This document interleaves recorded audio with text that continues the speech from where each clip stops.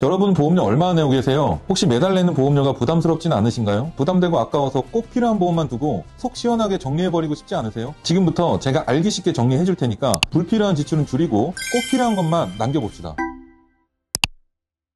첫 번째로 큰 지출이 예상되는 질병에 관련한 보험만 남기세요. 평소엔 안 써도 괜찮습니다. 하지만 한번 발생하면 집안 살림이 흔들릴 만큼 큰일을 막아주는 거, 그런 보험만 가져가세요. 여기에 초점을 맞추고 보험을 준비하면 보험료를 크게 줄일 수 있습니다. 보험료는 결국 매월 나가는 지출이니까 무조건 줄여야겠죠. 감기로 병원 가서 주사 맞거나 발목 염자로 물리치료 받아도 내 생활에 아무런 지장이 없습니다. 웬만한 건 실비로 처리하고 돈 많이 드는 치명적 질병들 위주로 대비를 하세요. 두 번째는 내 상황에 맞춰서 고르는 겁니다. 사람마다 필요한 보험이 다 다릅니다. 그래서 지금 가입되어 있는 보험이 나한테 꼭 필요한 보험인지, 어떤 부분을 집중해서 준비해야 하는지 판단을 잘 해야 합니다. 그래야 쓸데없는 지출을 하지 않겠죠. 그래서 가족 병력, 평소 앓는 병, 생활 습관을 먼저 봅니다. 가족 중에 암 이력이 많다, 그러면 암 진단 시 한 번에 받는 돈을 더 크게 준비를 해야 되고, 고혈압이나 당뇨가 있다면 뇌 심장 쪽 질환의 대비를 늘려야 됩니다. 운전을 자주 하거나 비교적 위험한 일을 하신다면 다쳐서 생기는 비용 대비를 강화해야겠죠. 이런 것들을 고려해서 내 기준에서 보험을 준비해야 됩니다. 다음은 말리고 싶은 보험 항목 7가지입니다. 첫 번째는 재테크처럼 보이는 소액진단 치료 묶음입니다. 고혈압, 당뇨, 응급실 내원비 같은 마치 자주 쓸 것 같은 묶음들입니다. 고혈압을 예를 들어 생각해보면 고혈압 진단을 받았다고 해서 병원비가 수천만 원씩 나오지 않습니다. 매달 약을 타야 하는데 약값은 실비 처리하시면 됩니다. 오히려 고혈압으로 인해 발생할 뇌혈관이나 심장질환을 대비하시는 게 좋습니다. 보험회사가 자선단체가 아닙니다. 저 자잘한 보험료들이 누적돼서 내 전체 보험료가 높아지는 겁니다. 보험으로 제발 돈을 벌려고 하지 마시고 해소 비용으로 위기를 막는 안전장치로 보세요. 두 번째는 질병 입원 일당은 모두에게 필요한 것이 아닙니다. 질병으로 입원하게 되면 입원 하루당 정한 금액을 받게 되는 입원 일당은 보통 20년 납으로 가입을 하실 텐데 20년간 납입을 끝내면 90세나 100세까지 입원할 때마다 보장을 받겠거니 생각을 하시겠지만, 요즘은 병원에서 장기간 입원도 잘 시켜주지 않아서 받을 수 있는 기회가 생각보다 적습니다. 그래서 입원 일당을 하루당 10,000원 정도 받으려고 매달 10,000원 넘는 금액을 납입하지 마시고 그 돈으로 차라리 진단비를 올리세요. 그래서 입원 일자 계산해서 조금씩 받는 거 말고 한 번에 많이 받아서 치료비도 하시고 입원비도 하시는 게 훨씬 현명한 선택입니다. 하지만 다쳐서 입원했을 때 받게 되는 상해 입원 일당은 보험료가 저렴해서 평소에 다칠 위험이 큰 일을 하시는 분들이라면 준비해 두시는 것도 고려할 만합니다. 세 번째는 암보험에서 추가 옵션을 무작정 추가하는 겁니다. 암보험에서 가장 핵심인 한 가지는 암을 진단만 받으면 한 번에 받는 돈,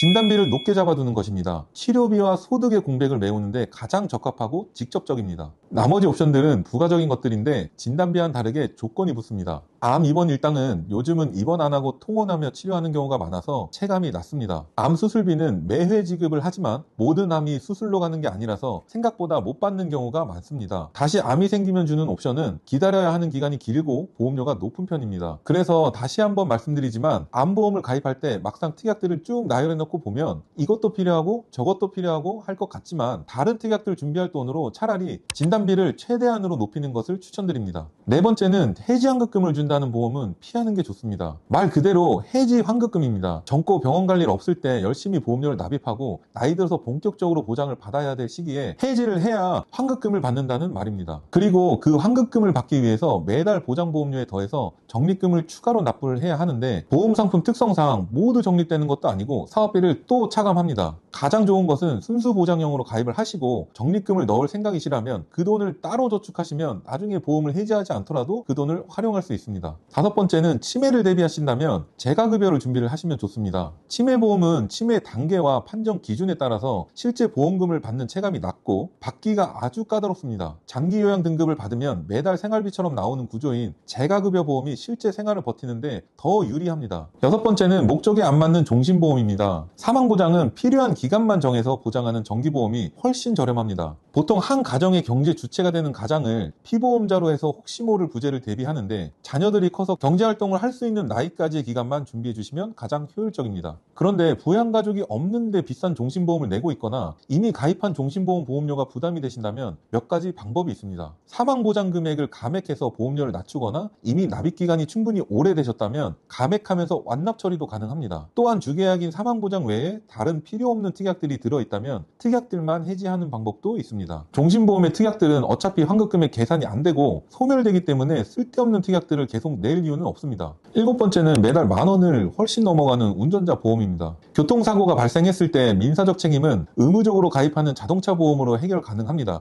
문제는 형사적 책임이 발생했을 때를 대비해 운전자 보험을 가입하는 건데요. 운전자 보험 가입 시 핵심은 딱 4가지입니다. 운전 중 자동차 사고 부상 치료비, 교통사고 처리 비용, 변호사 선임 비용, 벌금입니다. 어차피 운전자 보험은 환급금이 없는 소매령이라 번거롭더라도 매년 자동차 보험 갱신할 때 추가로 집어넣게 되면 1년에 한 번만 내면 되니까 좋은 방법입니다. 마지막으로 제가 꼭 추천드리는 특약이 하나 있는데요. 바로 가족 일상생활 배상 책임입니다. 이 특약은 가족이 일상 중에 남에게 피해를 줬을 때 대신 물어주는 보험입니다. 집에서 난 불로 옆집에 피해를 줬을 때라던가 누수로 아랫집에 피해를 줬거나 반려견이 물어 다치게 한 일 등 실제로 일상생활에서 활용도 굉장히 높은데요. 금액도 굉장히 저렴합니다. 몇십만 원부터 1억 원까지 들어갈 수 있는 돈을 이 보험이 대신 처리해줍니다. 가족 일상생활 배상 책임이라서 가족들이 각자 가입을 하면 가족 전체로 쓸 수 있는 한도가 커집니다. 여러분, 보험은 돈 버는 수단이 아닙니다. 내 삶을 지키는 안전장치여야 합니다. 지금 내 보험증권 오늘 이야기한 기준으로 한번 점검해 보시는 것을 추천드립니다. 필요 없는 특약은 과감히 덜어내고 정말 필요한 보장은 든든하게 강화하세요. 오늘 영상이 도움이 되셨다면 좋아요, 구독, 그리고 댓글도 부탁드릴게요. 본 광고는 광고 심의 기준을 준수하였으며 유효기간은 심의일로부터 1년입니다.